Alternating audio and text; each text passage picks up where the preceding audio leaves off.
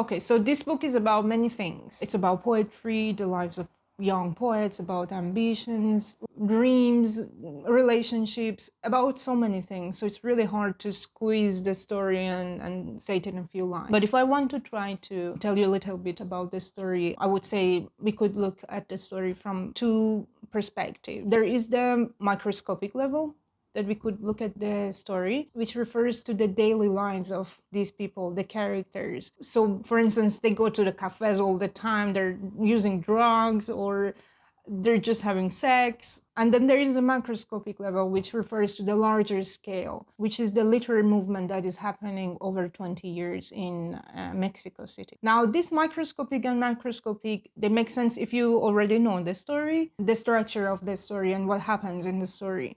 So I'm going to try to give you a very brief outline of what's happened and the structure of the story, but I'm not going to give you any spoilers. So the story is divided into three parts. The first part of the story is narrated by a young poet, Juan. Juan is a young teenager who is in love with poetry. He's very ambitious, he's a know-it-all, he throws literary terms at people all the time, asking them, oh, what this means, what that means. And he challenges his professors all the time because they don't know what these literary terms mean. He's so much in love with poetry that at one point he's masturbating to a poem, which is not even erotic. So he's just crazy about poetry. So in the first part, we follow this story from his diary, Juan's diary. It's very humorous, it's very amusing, this part. It's very engaging. I love this part of the story. So we meet most of the characters as Juan meets them. So we enter Visceralism, which is the literary movement that the whole book is about. We meet the members of this movement as Juan meets them. So this part, actually, we read so much about the daily lives of these people, the minute to minute of their lives. It's about trivia. It's about so many things that are not really on an epic level. So it's more of waking up, going to school, meeting people at a cafe, having sex, about relationships, about chatting, while at the same time, an important thing is happening.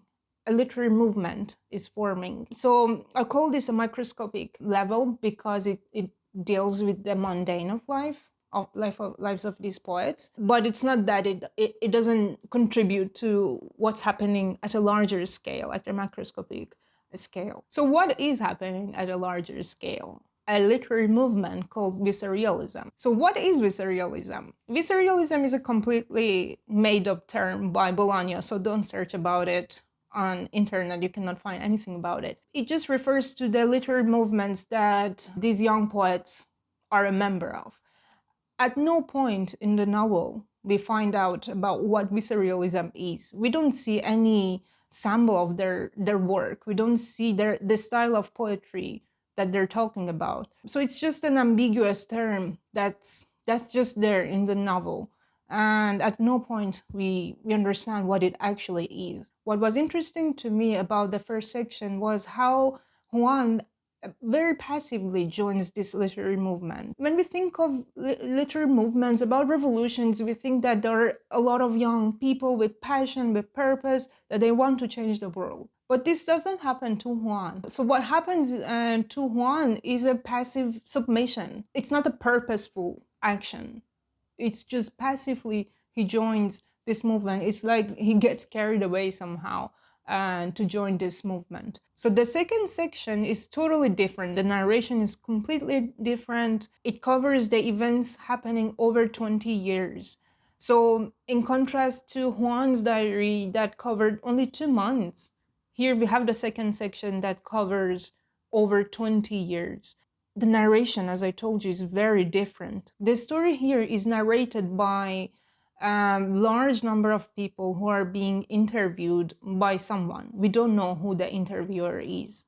Who are these people? These people are mainly the people who had some kind of encounter with the leaders of the movement, Visceralism. Why are they being interviewed?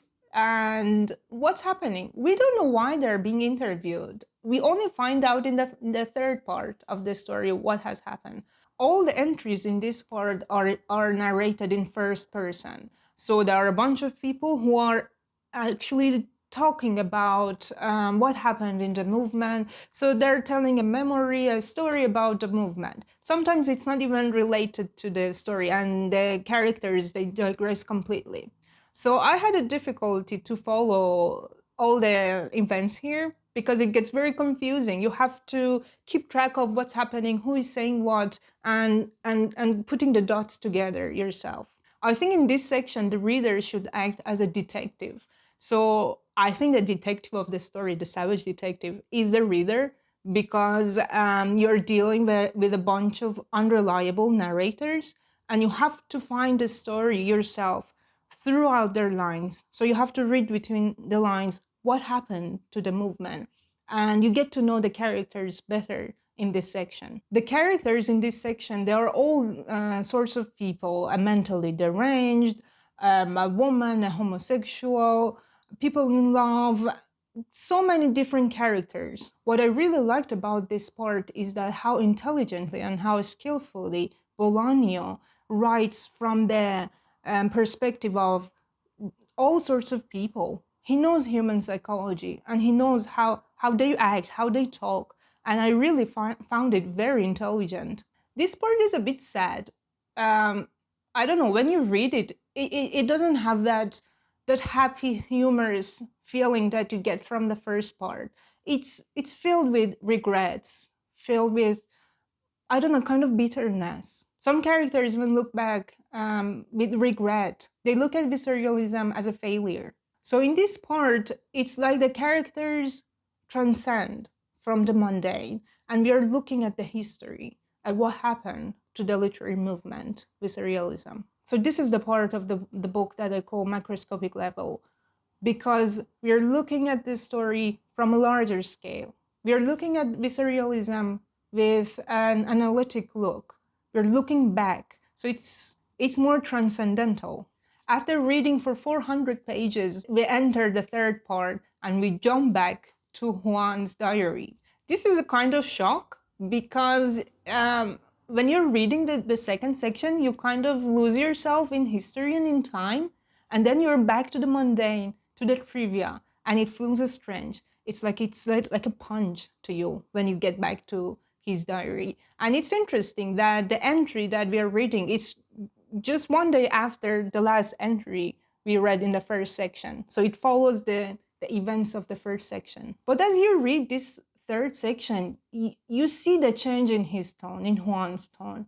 He's not ambitious anymore. He's not humorous. He's not talking much about sex anymore.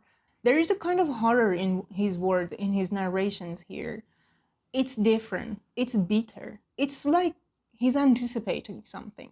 So I'm not going to give you any spoilers here. You read it yourself what's going to happen. But the ending is just a shock.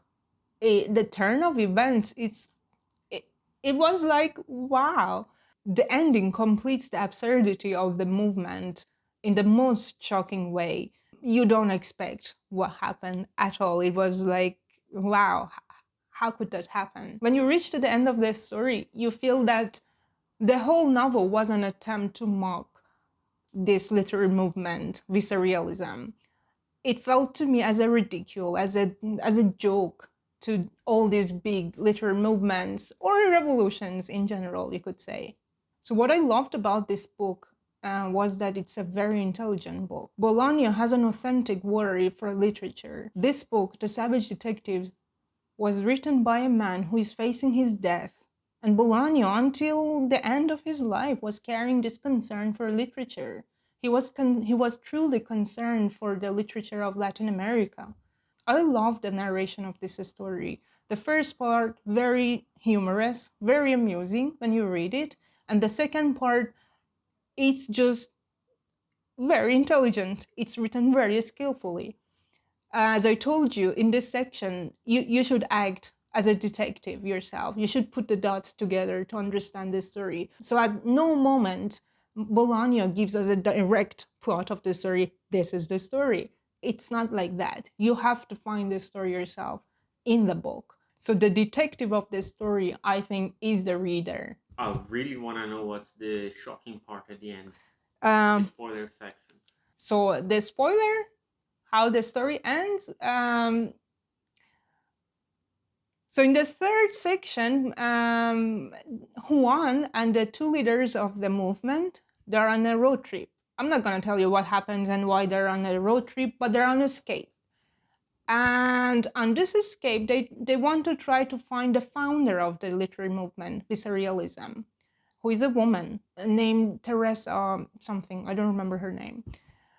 And after so much effort and search for her to find her, they end up killing her, not intentionally, but as an accident. She gets shocked because she decided to go with them in the car. So it's like the whole visceralism is like is dead by its leaders, is killed by its leaders, and I think it just wanted to show how the failure of the movement, and that's why I felt so much bitterness at the end of the book.